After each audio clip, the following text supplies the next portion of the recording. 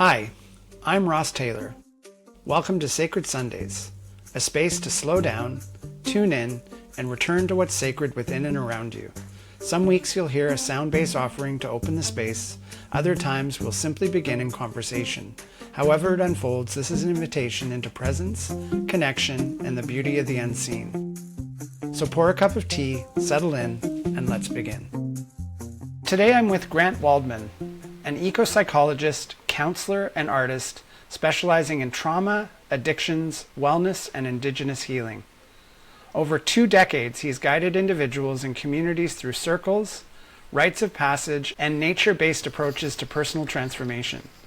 Rooted in mindfulness and compassion, Grant brings a holistic, trauma-informed perspective that helps people reconnect with themselves, their relationships, and the natural world. He is also an accomplished singer-songwriter and poet, integrating creativity and expression into his work. I'm so excited to have Grant here today because we have a personal relationship. I've known Grant, I think now for about 13 years. I actually met Grant. I always love retelling this story. I was living in Duncan at the time and driving down the road and looked up at the side of a building and saw a sign that said support for men. And was quite shocked to see that because I didn't even know that was a thing. And certainly I needed some support at that time. And that was my introduction to men's work and men's circles. And the beautiful thing is that Grant and I have kind of crossed paths in a funny way. We both lived in Vancouver Island at that time. And then 4.5 years ago, I moved to the interior in Vernon. And Grant was already there and had started a men's group, and so I was able to join the men's group that Grant was running at that time, and that has resulted in a connection between us and his partner, and just really grateful for that and grateful to have Grant with us today. Thanks, Ross. Yeah, it's a pleasure to be here with you, and I'm really grateful to have this opportunity to connect and talk, share about the sacred. I think it's such a vital and timely topic in these days that we're living on Mother Earth and all that is transpiring, and I think it's so important for people to tune into the sacred and be aware that it's such an important aspect of our experience to delve into. Absolutely agree. Thank you for that. I'm so glad you're here. Grant is actually going to start by sharing with us the Gayatri Mantra, and he's going to be playing his guitar along with that. Thanks, Ross. And so I will be sharing this special mantra with you, the Gayatri Mantra, which is in its essence about honoring sacred, honoring source, God, creator, higher power. And the version that I'm about to share is been created by Mitten and Deva Pramal, if you have heard of them. And here we go.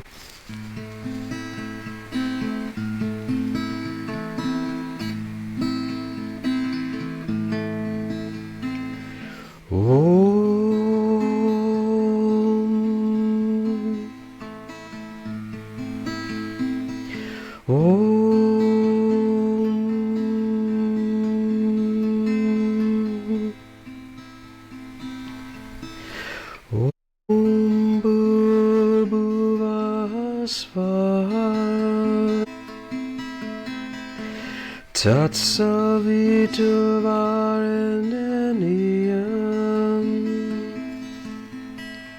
Bhagodevasya Leona Prachodayat.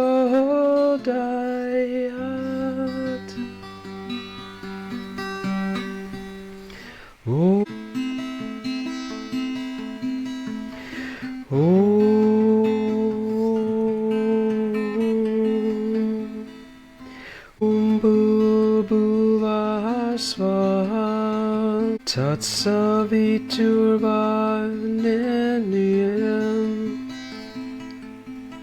Bhagodevasya Dhimahi Leona Prachodayat.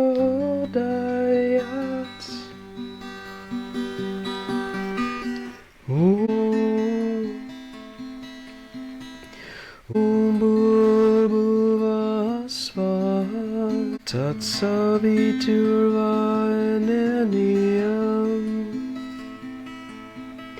Pagodevasya Demai Diyo Yona Prachodayat.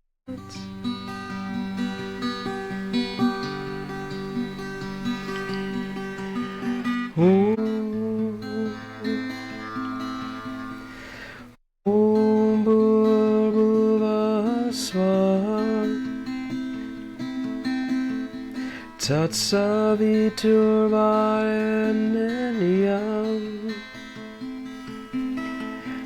Pagodevasya Demai Diyo Yona Prachodayat.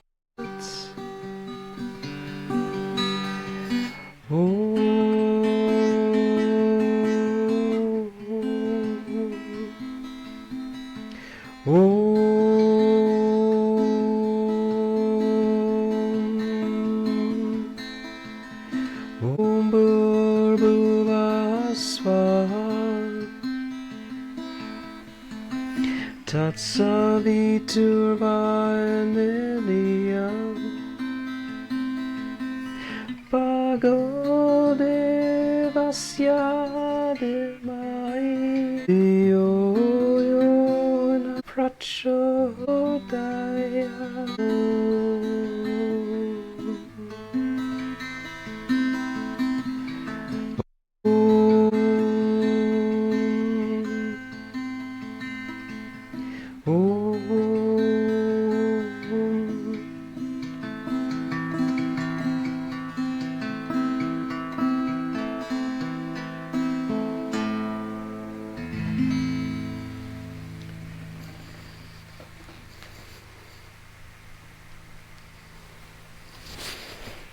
Beautiful. Thank you, thank you, thank you. That was awesome.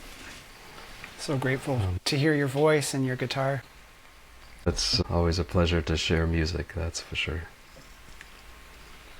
And maybe that's a great place to start. Maybe you could start by speaking about your connection to music and how it informs the landscape of sacred for you. Yeah, music has been part of my life since I was, it's probably been part of my existence really from the get-go, because my parents always enjoyed listening to music. I remember my father, would listen to everything from opera to Burt Bacharach. And, I can remember watching musical shows growing up as a kid, everything from John Denver to Olivia Newton-John to Sonny and Cher. I mean, there was always some form of music in the home. So it's really been, it surrounded me growing up. And then I started taking guitar lessons when I was about probably 9-10 years old, and really never looked back. I had a teacher in both grades 5 and grade 8 who became my music/guitar teacher, and she got me motivated and into the flow of learning new chords and songs. And we produced a recording for our choir in my public school. I think I was in grade 8 at the time, and myself and one other guy accompanied the choir on the song Up Up with People. And I remember the joy of that experience. And it's been part of my world since then. Always sharing music with, bringing it sometimes to gatherings and sharing it with loved ones. I remember my parents, when they celebrated their 50th anniversary, I wrote a song for them. I wrote a song for a friend who invited me to be his best man at his wedding, so I wrote a song for that. And also for my older brother's wedding, I was his best man and wrote a song for that. So it's always been part of my my reality. And even through the times we've been through these last 5 years, I have definitely shared music at some gatherings through these times, and actually before these last 5 years I was volunteering at the local hospice house for a couple years, and then the pandemic hit and that shut everything down. And literally in the last few weeks I received an email out of the blue from the volunteer coordinator at the hospice house here and said, "Oh, I came across your information, your contact information. Would you be interested in coming for volunteer training?" And so it was just like, here we go, opportunity, and went to the training and went last Friday and shared my music again, and we'll be going again this afternoon. So it's a very powerful place to share music. It's very rewarding to be able to bring people who are in their last days and experiences of human form to bring some gentle songs to their I love that, and Yeah. I love your story because music is such a powerful modality that when it exists in our life, it has such a great impact. And hearing you talk about your family's relationship to music and how that impacted you reminded me that there was actually a lot of music in my family as well. Nothing in terms of playing instruments, but my dad used to build his own tube amplifiers, and they would definitely play a lot of the music that you described. And my dad had dementia in the end, and music was one of the things that we would connect over, and he would just love listening to different songs of the past. And so it is such a powerful medium, and I love that you are sharing that again at hospice. What a great thing to be doing. Thanks. Yeah, it definitely soothes the soul, and I know, through different research how powerful an impact it has on those suffering various ailments, whether it is dementia, Alzheimer's, or even autism. People who are struggling. It's definitely a powerful medium of healing, absolutely. Yeah. And I've had the privilege, when I worked in a indigenous treatment center, I had the honor of playing the native drum sometimes, as well as sharing, I have a Lakota flute, so being able to integrate that into the healing practices there was a real gift as well. I've just really enjoyed listening to you play the flute, either at men's groups or at gatherings, and it's such a gift to hear that. I'm really grateful that that I came across a woman when I was living in the Duncan area whose husband is a luthier, and they live in Lake Cowichan, and he taught her how to carve these flutes. And I remember her showing up at the Duncan Farmers Market, and I saw her with some flutes on the table, and I approached her and said, "Oh, I would love to have one of these. I just went through this experience of a men's initiation and would love to bring it in as as one of my tools in the work." And so she asked me if I had an animal totem, and I shared that my animal totem was gentle bear, so yes, a bear would be very appropriate.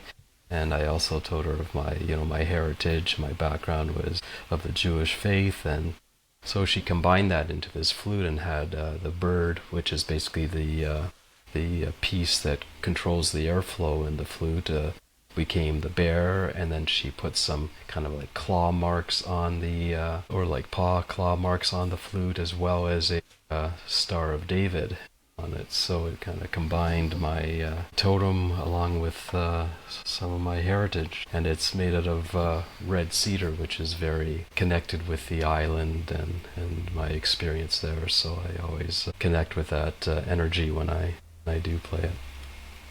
I love that, and that's the first time I've heard you share that. Maybe I've never been around when you shared that story. That's great. It's definitely synchronicities unfold, and it's just paying attention to them and saying, "Oh, what am I supposed to be doing in this moment when I see that?" And it was the same thing with my first native drum. I was walking through a mall in Duncan, and there was a woman there that was painting a native drum, and I approached her and said, "Oh, do you make these by specific order? Like if someone has a desire for a certain image on a drum, will you do that? And she said, oh, yes, absolutely. And she turned out to be the arts teacher at the Shawnigan Lake School. And I told her about my totem again, and she offered to make the drum, and it was extremely reasonable. And yeah, it was, I think I came across that, I think it was Christmas of 2006, so short time after my rites of passage weekend, and I was able to bring that to future weekends and to my men's circles, and yeah, it's been part of my life ever since. That's so great. I love the piece that you're pointing to, which I think is an element of experiencing the sacred, which is these synchronicities, running into the right people at the right time that have something to share with you. And what would you like to say about synchronicity and how that shows up in your journey?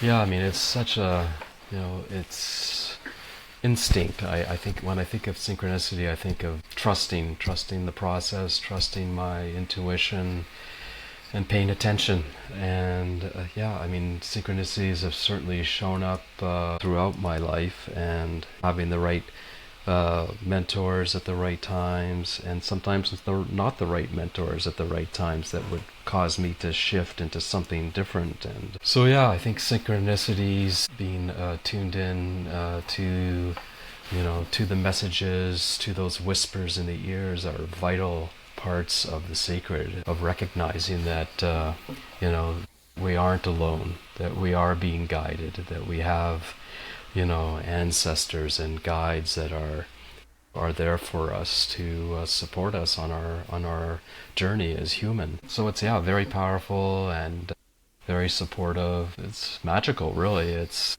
amazing to consider on hindsight how many times on my path I've had these connections, and I go, wow, it's a head shaker. And how do you think that relates to your connection to nature? I know that you're an eco-psychologist and you have this deep connection to nature. How do you see those two kind of threading together, or how does that inform the synchronicities?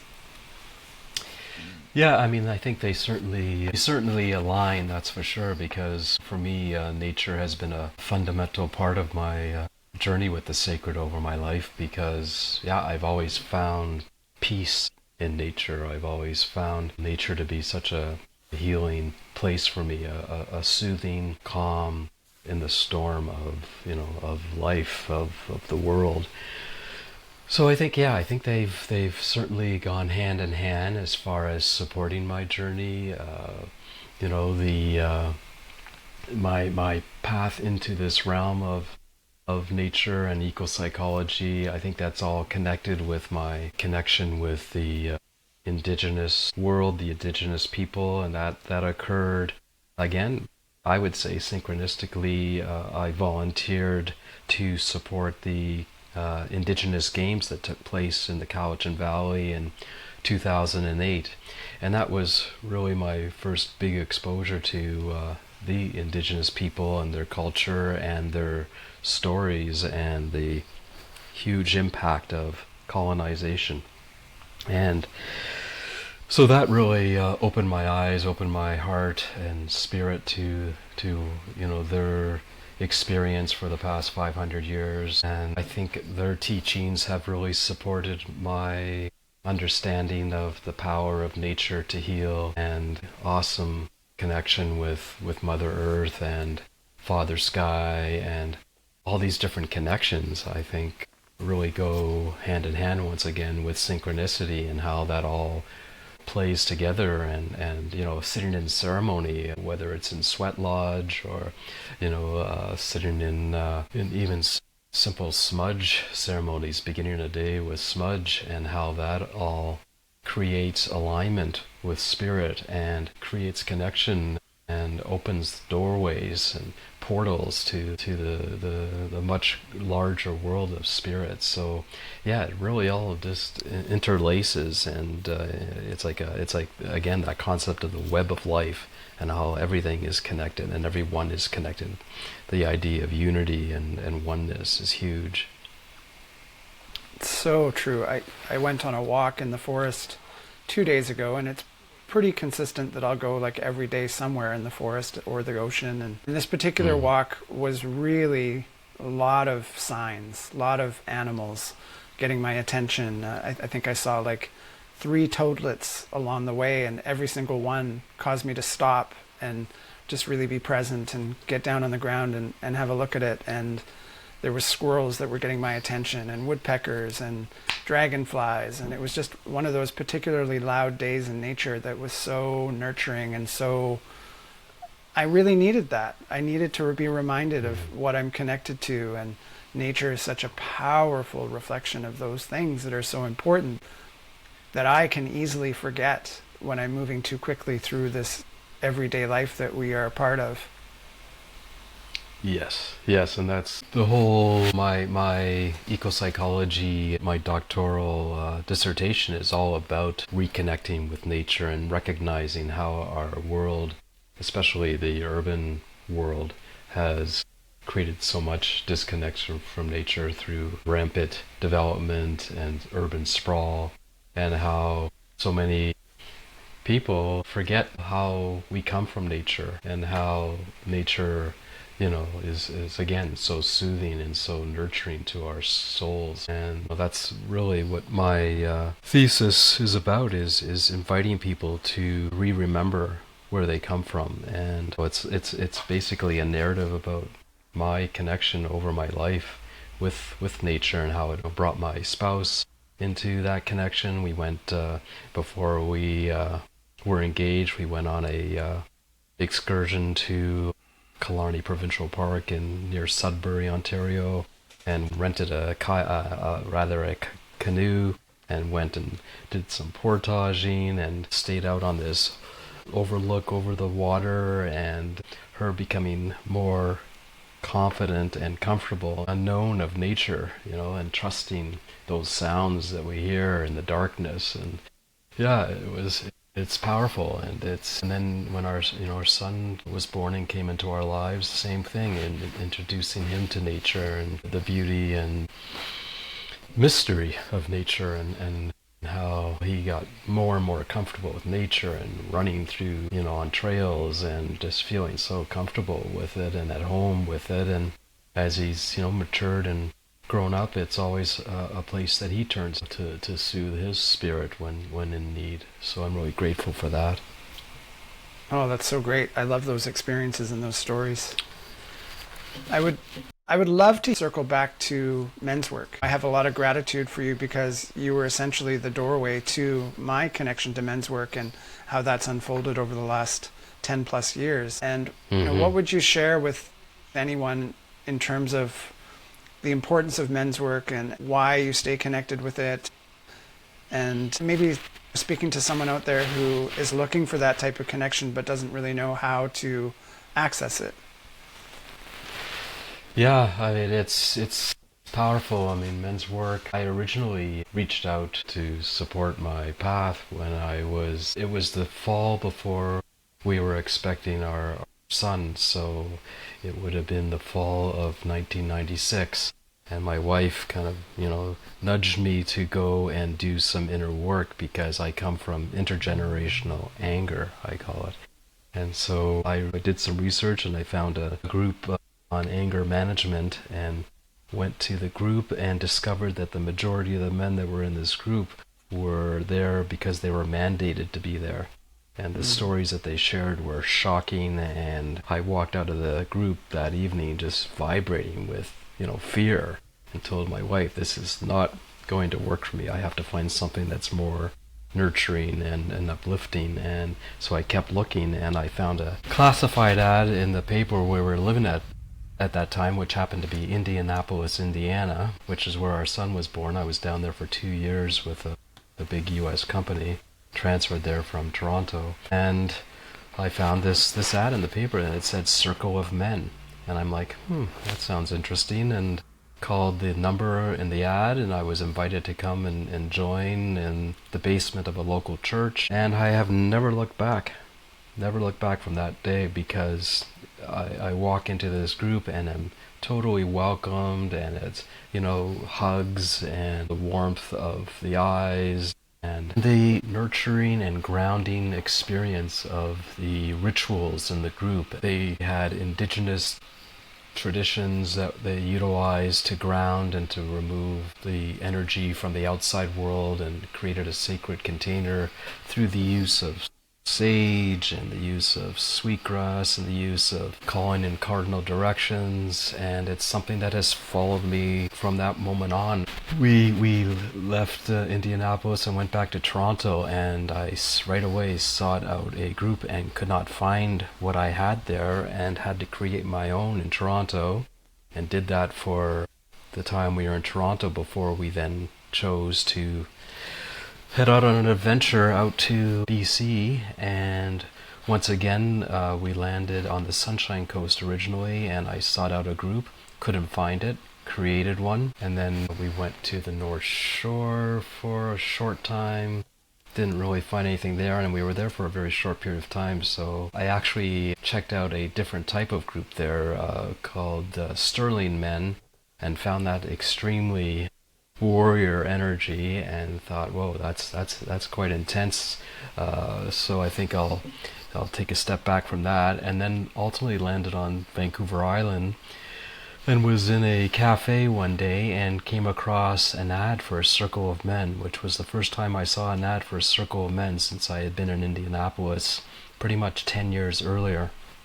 And I answered the ad again and went to the circle, and it was pretty much the same type of energy that original circle in Indianapolis had. And I realized that the gentleman who was running the circle in Indianapolis had gone through a warrior weekend, but he really never shared that because he wanted to create his own type of space. That was just his own unique energy that he wanted to bring, rather than hardcore warrior. And so a short time after, I went through a rites of passage weekend. It's called the New Warrior Training Adventure, and it's all about opening up to the journey, trusting the process. And it was all about touching my shadow, and shadow work it's sourced from Carl Jung, which is all about looking at that part of myself that I hide, repress, or deny, that part of myself that I've buried because it was harmful to me, whether, it was childhood messaging around shame and these different experiences that I had that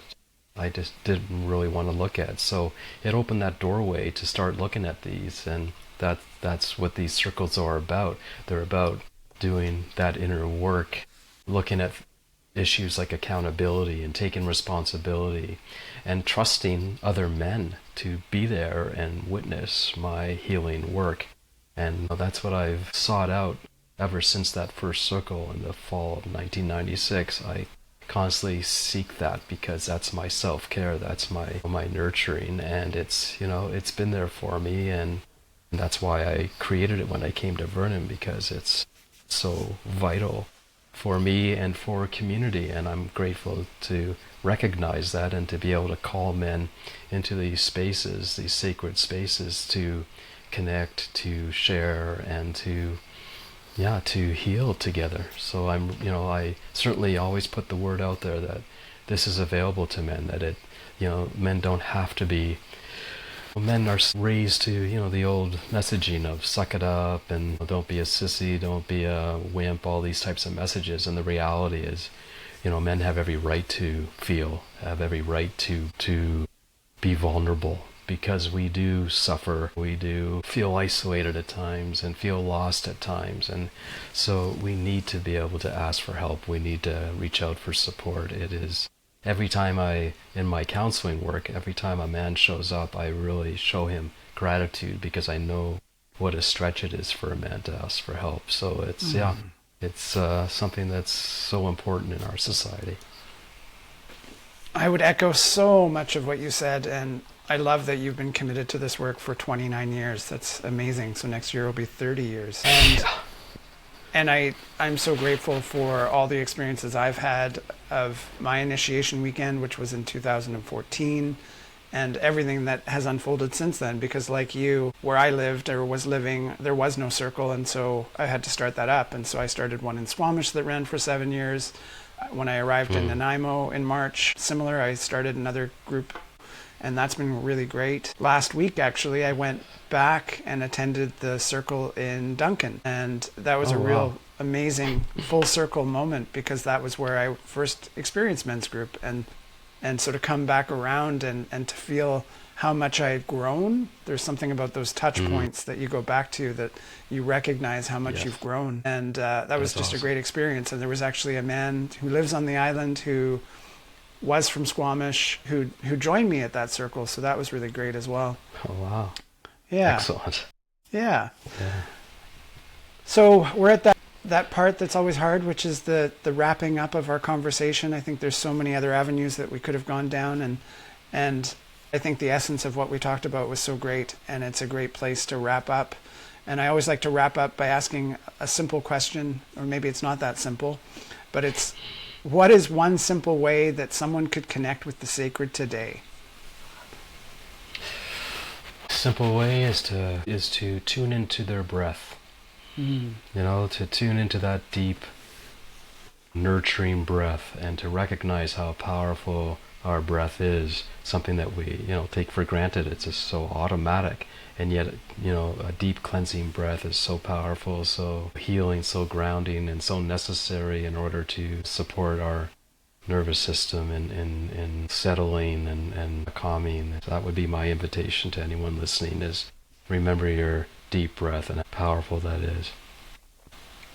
Thank you for that. I totally agree. And what I love about our breath is that it's always with us. It's always accessible. So that's really great. And for people who want to stay connected or explore more of your work, where's the best place for them to find you?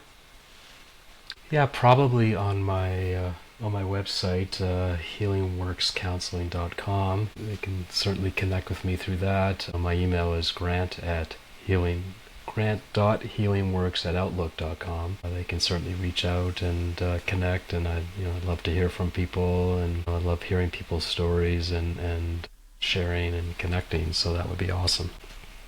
Amazing, and we'll share the website address in the show notes. Excellent. Well, thanks so very much, Ross, for the opportunity to connect and share today. It's been wonderful. Oh, thank you so much, Grant. It's been so nice to have you share your gifts with us and have this conversation with you. And to everyone listening, thank you for tuning in. Until next time, take good care. Thank you for joining us here on Sacred Sundays. I hope something in today's offering spoke to your spirit, stirred something true, or simply gave you a moment to breathe. You can find more Sacred Sundays episodes, as well as other conversations from the Sacred Village podcast, at sacredvillagepodcast.com. Feel free to share this episode with someone who might need it. Until next time, may your Sunday be slow and sacred. Bye for now.